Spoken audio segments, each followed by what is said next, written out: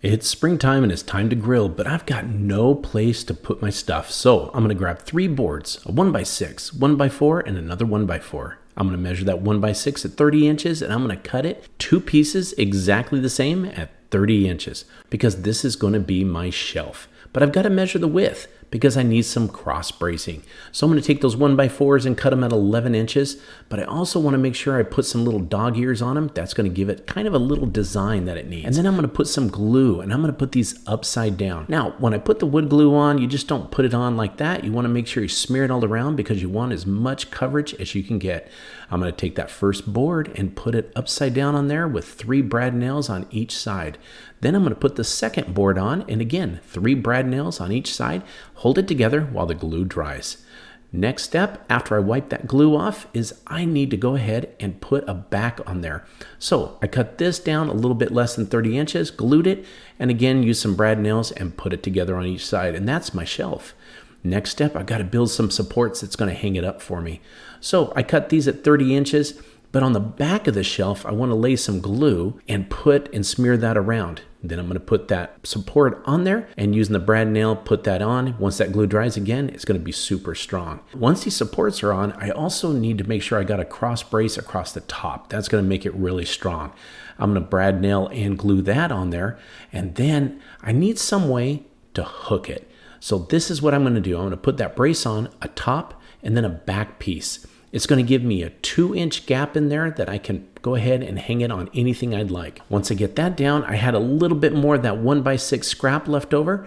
So I used a Forstner bit, drilled a 1-inch hole, put some glue in there. Now I did cheat a little bit. I did find this dowel. It was a scrap piece and I went ahead and put that in there and glued it in, and I'm gonna let that set up. And then I'm gonna put it on the board, on the shelf there. And then I'm gonna drill 2 holes. I'm gonna put some hooks in there. These are gonna be great for hanging things. I can hang some towels or anything like that.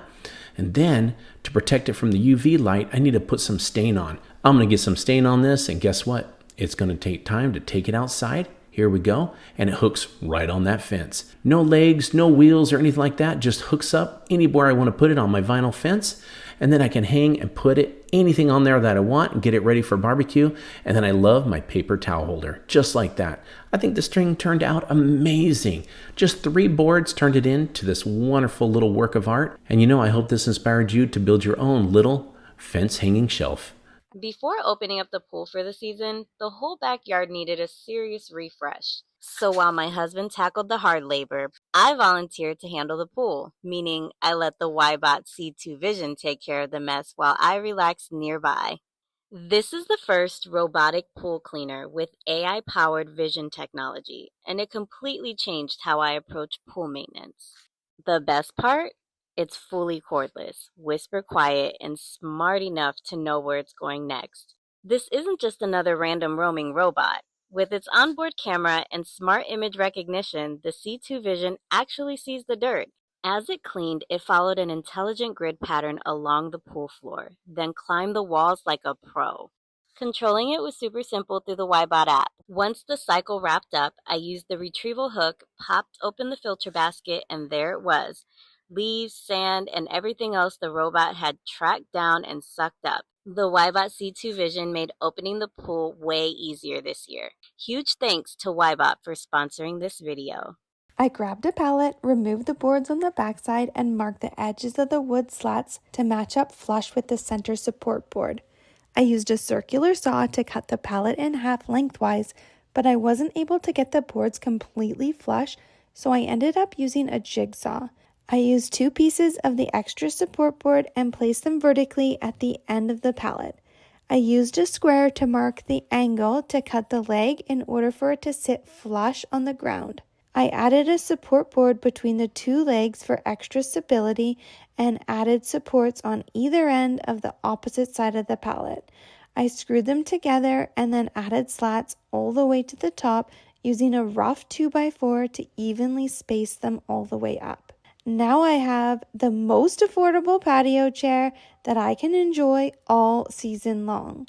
I hope this inspired you to create a DIY patio chair out of pallets. We decided to elevate our driveway entrance. We picked a spot on either side of the driveway and started digging a hole using both a shovel and some post hole diggers. We then added a wooden post to the hole we just dug. I held the wooden post in place in the hole after we got it nice and leveled, and then we slowly started packing in the dirt that we previously removed. You don't want to fill the hole completely with dirt. Leave some room for some quick setting concrete on top. This will definitely secure the wooden post and make sure it stays in place. Then, using a watering can, we poured water on top to set it. We decided to stain them a darker color, and then we attached some ornamental hooks on the front of the post. This elevates our driveway entrance so much and gives us some instant curb appeal. Another little extra piece we decided to add to the pole planters was a solar operated light on top. We drilled that in on the very top of the post, and at night it gives off a flame that appears to be flickering, which is a very nice touch.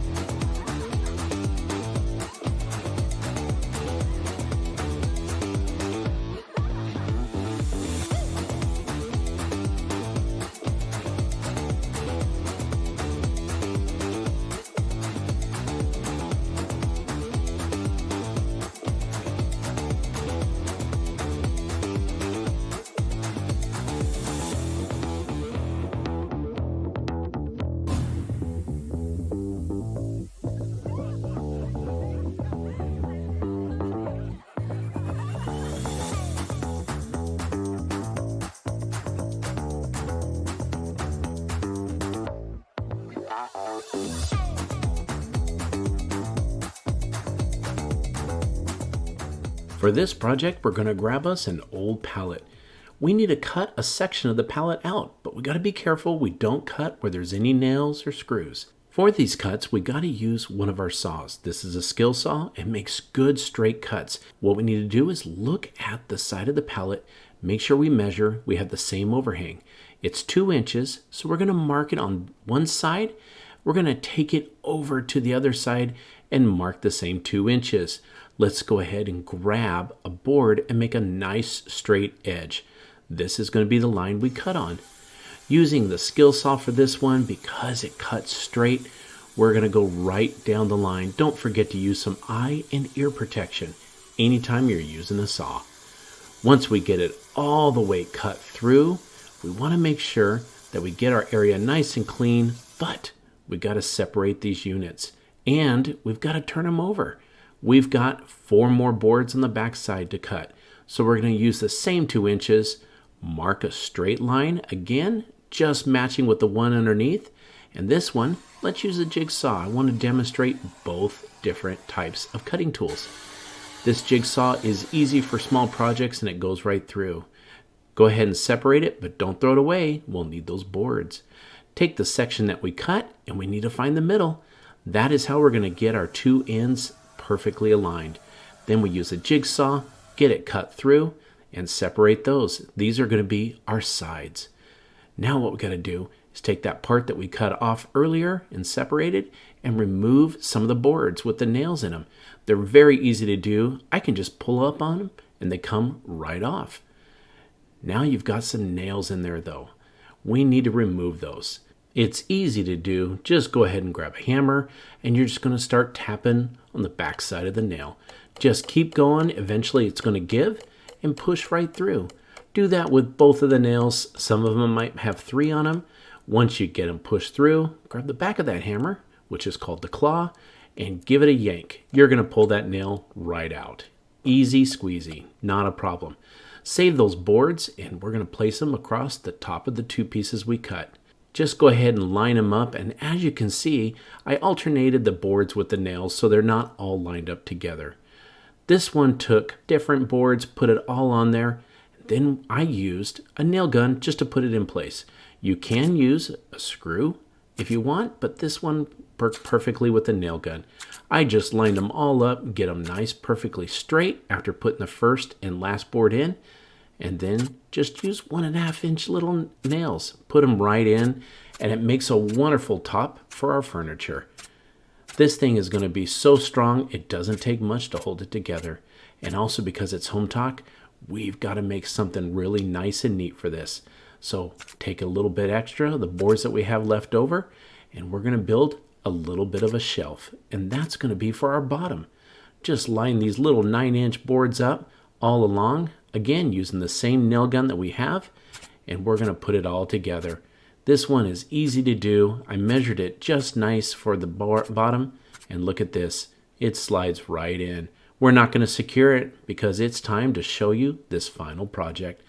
This is great for outdoor. It looks rustic, and it's great for cooking s'mores and making some hot chocolate, especially with that sliding shelf. I hope you guys enjoyed this project as much as I did making it. I hope this inspired you to build your own pallet or scrap wood furniture. Thanks for watching Home Talk, and we'll see you next time.